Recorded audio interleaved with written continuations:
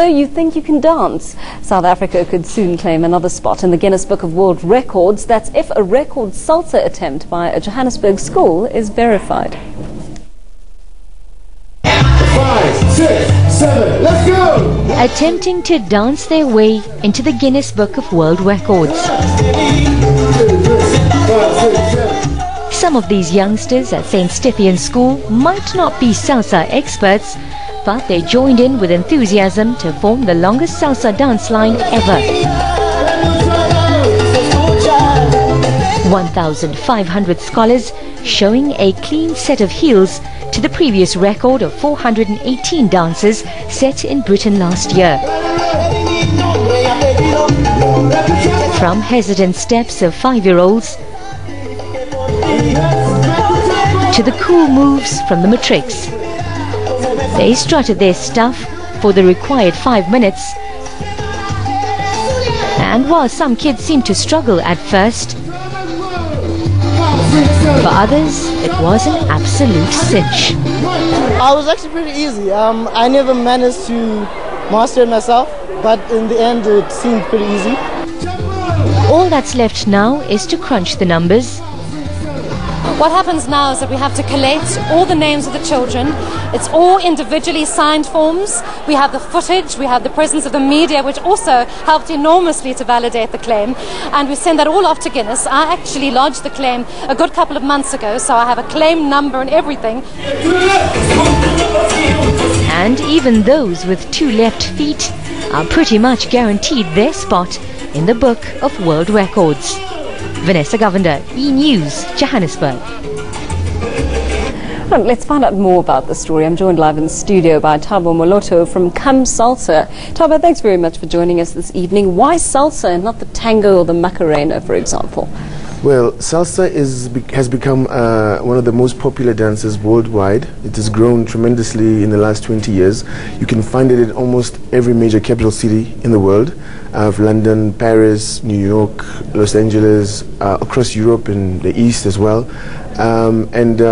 It's just arrived in Johannesburg just a few years ago. And what we're trying to do is we're trying to make an awareness to let people know that there's a new dance in town. You can learn and you can enjoy and you can have fun, meet new people, exercise and just party all the time basically without, yeah.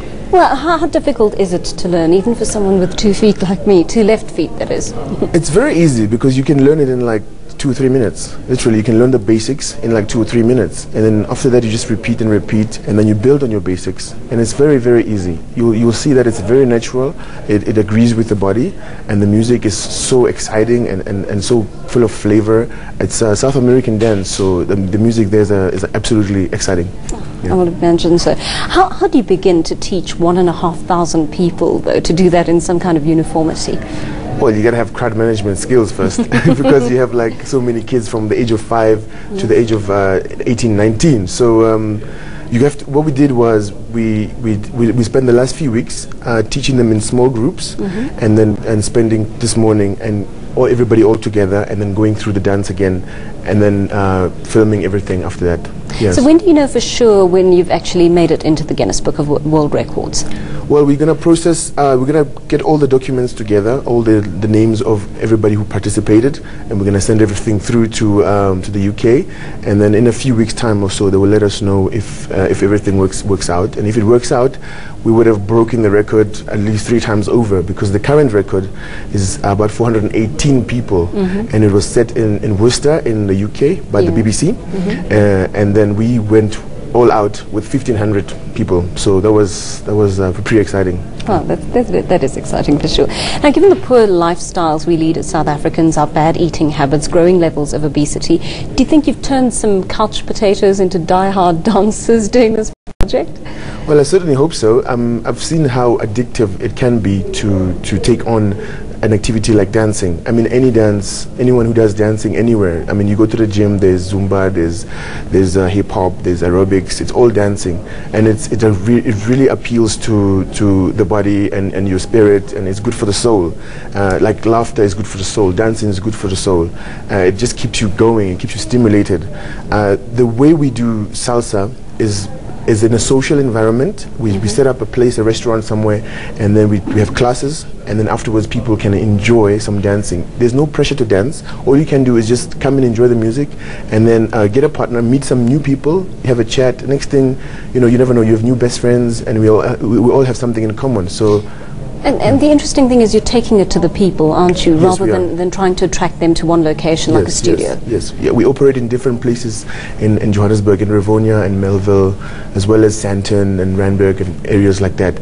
We're hoping soon enough we'll take it to Greater Johannesburg, like in the townships, let's say maybe Little Soweto, Eldorado Park, maybe even Tembisa, you know, like little townships, because everybody can do it, and it doesn't cost much. It's good exercise.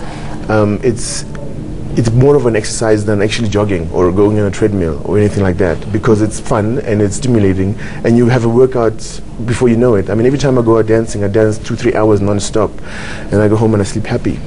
That sounds great. Well, Thabo, I wish you luck with it, and I really hope you guys do manage to break that world record. You deserve it, certainly for all the hard work you've put into that. Thabo Moloto from Come Salsa, talking to us about that attempt at breaking the Guinness Book of World Records for the world's biggest salsa attempt.